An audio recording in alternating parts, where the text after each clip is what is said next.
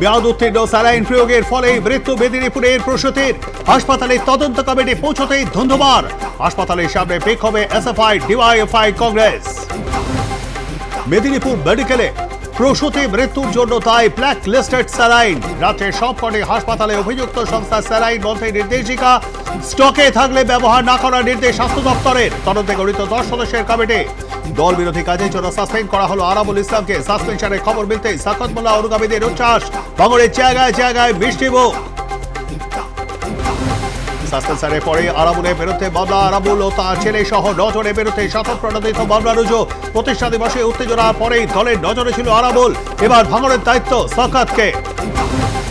তৃণমূল দলের আবার disciplinary committee. আরাবুলকে suspend, তাহলে সাকাতকে কেন নয়? অভিষেকের লবির লোক শান্তনু তাই সাসপেন্ড, প্রতিক্রিয়া অগ্নিমিত্রা বলেন। বাংলাদেশ অশান্ত হতে ভারতে অনুপ্রবেশের আশঙ্কা চরমে। হিলি সীমান্তে কাঁটাতার উন্মুক্ত প্রায় 200 মিটার। কাঁটাতারের কাজে বাধা বিজিবির।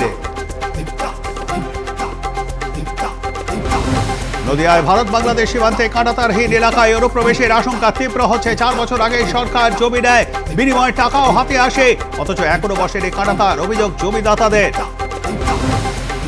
মেখলিগঞ্জের সীমান্তে বাধা উপেক্ষা করেই কাঁটাতার লাগাতে তৎপরতা বিজেপির। সীমান্তে প্রহরা বাড়ানোর পাশাপাশি নতুন বাংকার বসে পাহারা দিচ্ছে বিজেপি। নিউটাউনে অফিস খুলে রমরমিয়ে ব্যবসা বাংলাদেশের। পাসপোর্ট জালিয়াতির অভিযোগ ইমরান আহমেদ নামে এক বাংলাদেশের বিরুদ্ধে। বাংলাদেশি হয়েও কিভাবে ভারতীয় পাসপোর্ট পেল, উঠছে প্রশ্ন। মালদায় ফের খুন। হরিশ্চন্দ্রপুরে ঘুমন্ত বৃদ্ধ দম্পতিকে কোপানোর অভিযোগ এলো। পাথারি কোপে নিহত স্বামী, জখম স্ত্রী। তদন্তে হরিশ্চন্দ্রপুর থানা।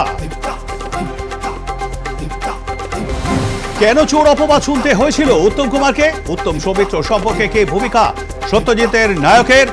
অজানা তথ্য নিয়ে হাজির উত্তম কুমারের ছায়ার সঙ্গে সাধন বাগচি। দেখুন আর প্লাস নিউজ আজ রাত 9টায়।